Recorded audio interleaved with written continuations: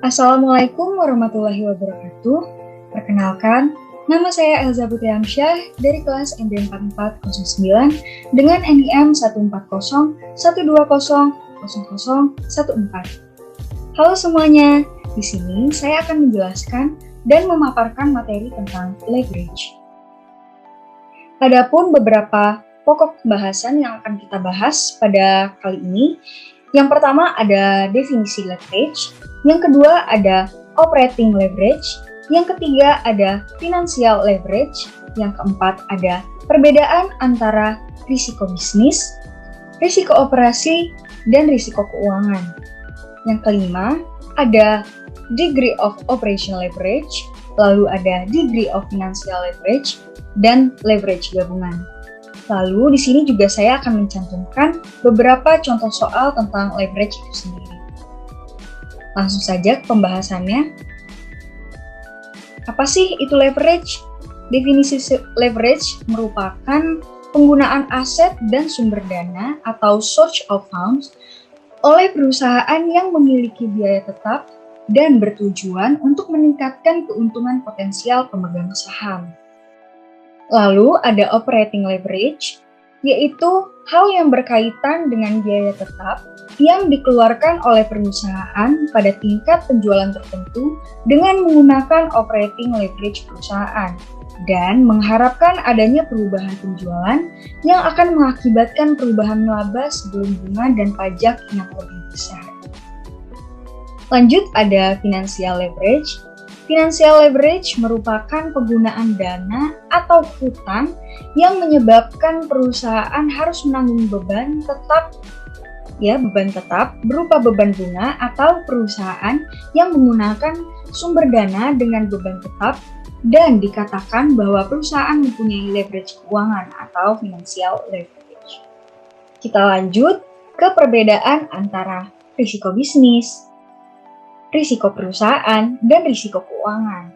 Yang pertama, risiko bisnis merupakan risiko pendapatan masa depan perusahaan akibat dari lini bisnis tertentu yang dipilih oleh suatu perusahaan. Lalu ada risiko operasi, yang berarti hal yang didorong oleh campuran biaya tetap dan biaya variabel dan dikeluarkan oleh perusahaan dalam melakukan sebuah bisnis. Risiko operasi juga meningkatkan ketika perusahaan mengeluarkan lebih banyak biaya tetap daripada biaya variabel. Dan alat utama untuk mengevaluasi risiko operasi adalah analisis likuiditas. Dan yang terakhir, ada risiko keuangan. Risiko keuangan adalah risiko yang didorong oleh adanya keuangan tetap dalam struktur modal perusahaan atau berlawanan dengan biaya keuangan variabel seperti dividen yang diumumkan dan dibayarkan. Di sini saya juga akan menjelaskan tentang degree of operating leverage atau yang biasa disebut DOL. Di sini juga ada keterangan yang menunjukkan bahwa Q merupakan kuantitas, P merupakan harga, VC merupakan biaya variabel, FC merupakan biaya tetap, dan S merupakan penjualan. Di sini sudah tertera rumus dari degree of operating leverage, yaitu DOL sama dengan S min VC per S min VC min FC. DOL dikali Q unit sama dengan persentase perubahan EBIT per persentase perubahan penjualan. DOL dikali Q unit atau rupiah sama dengan Q dikali P min VC per Q dikali P min VC kurang VC. DOL atau dikali rupiah penjualan sama dengan S dikurang TVC per S dikurang TVC plus FC. Selanjutnya, ada degree of financial leverage. Sama seperti sebelumnya, ada rumusnya juga. Degree of financial leverage merupakan perubahan laba per lembar saham atau EPS karena perubahan laba sebelum bunga dan pajak atau EBIT atau rasio antara persentase perubahan EPS dibandingkan dengan persentase perubahan EBIT. Rumusnya adalah DVL sama dengan persentase perubahan EPS per persentase perubahan EBIT. Adapun beberapa rumus lainnya yaitu DVL dikali rupiah EBIT sama dengan Q dikali P min QC dikurang FC per Q dikali P dikurang QC min FC min Q min D per 1 min P. DVL dikali rupiah EBIT sama dengan EBIT per EBIT min 1. DVL dikali rupiah EBIT sama dengan EBIT per EBIT min 1 min D per 1 min P. Di sini juga aku cantumin keterangannya bahwa I menunjukkan bunga, D menunjukkan dividen saham PERF, dan T menunjukkan pajak. Lalu yang terakhir ada total leverage, yaitu total leverage gabungan dengan menggunakan leverage operasi dan leverage keuangan. Perubahan kecil dalam penjualan diperbesar menjadi perubahan yang lebih besar dari sebelumnya. Lalu adapun rumusnya, DCL sama dengan sales min total variable cost per EBIT min I. DCL sama dengan QX dikali P min P per QX dikali P min P dikurang F dikurang I dalam dikali PD per 1 min P. DCL sama dengan DOL X DVL.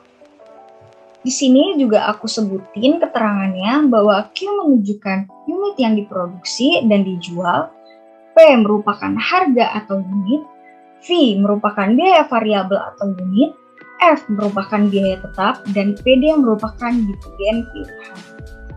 Langsung saja kita masuk ke contoh soal. Di sini aku taruh contoh soal degree of operating leverage. Aku bacain soalnya. PT bersama Maju yang bergerak di bidang komponen sepeda motor memperkirakan akan mencapai penjualan sebesar 400.000 unit pada tahun depan. Harga jual produk tersebut adalah Rp4.000 per unit. Biaya tetap setahun sebesar 300 juta, sedangkan biaya variabelnya per unit atau diperkirakan konstan sebesar Rp3.000.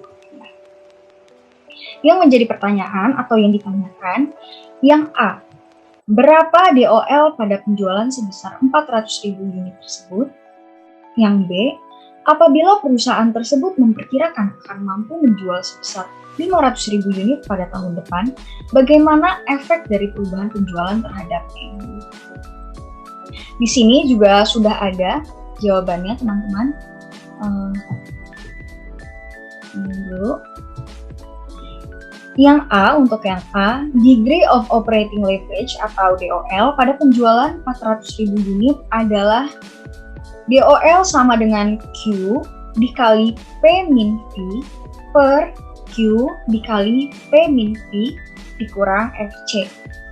Terus dimasukin angka yang tadi, DOL sama dengan 400.000 dikali 4.000 yang per unit tadi, min 3.000 per 400.000 dikali 4.000 dikurang 3.000 dikurang 300 juta yang tadi.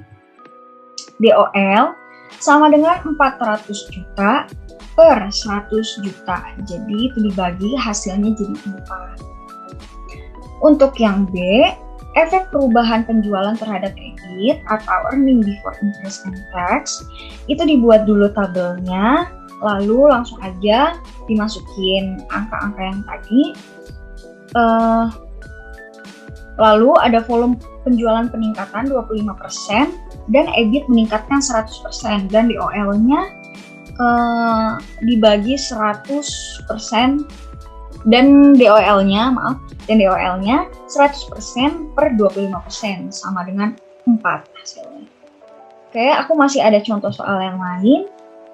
Untuk contoh soal kali ini mengacu ke degree of financial leverage. Aku bacain soalnya. PT Maju Bersama saat ini menggunakan utang sebesar 200 juta rupiah dan membayar bunga 14% per tahun. Saham Priven sejumlah 10.000 lembar dan membayarkan dividen tetap sebesar 500 rupiah per lembar. Di samping itu, perusahaan memiliki 40.000 lembar saham biasa dan pajak sebesar 50%. Yang diminta atau yang ditanyakan, yang pertama, yang A, berapakah DVL pada saat perusahaan memperkirakan penjualan 400.000 per unit?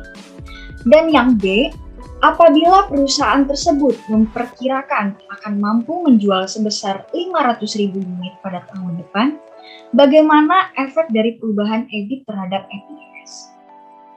Di sini juga aku udah cantumin jawabannya. Untuk yang A, itu Degree of Financial Leverage atau DVL. Pada saat perusahaan memperkirakan penjualan sebesar 400.000 unit, dimasukin rumusnya yang tadi, DVL sama dengan EBIT per EBIT min I min DP per 1 min T. DVL 100 juta per 100 juta min 28 juta min 5 juta per 1 dikurang 0,5. DVL 100 juta per 62 juta hasilnya sama dengan 1,613 dibagi. Untuk yang jawaban yang B, itu pengaruh perubahan EBIT terhadap EPS dengan penjualan 500.000 unit, itu sama dibuat tabelnya kayak yang tadi. Lalu langsung aja ditulis keterangannya di bawah, pengaruh menyebabkan peningkatan EPS sebesar 161,3% atau dari 775 menjadi 2.025 rupiah. DVL sama dengan persen perubahan EPS per persen perubahan EBIT sama dengan 161,3% per 100% sama dengan hasilnya 1,613. Itu saja penjelasan dari saya. Semoga ilmunya bisa menjadi tambahan wawasan kita dan bisa berguna untuk kita semua.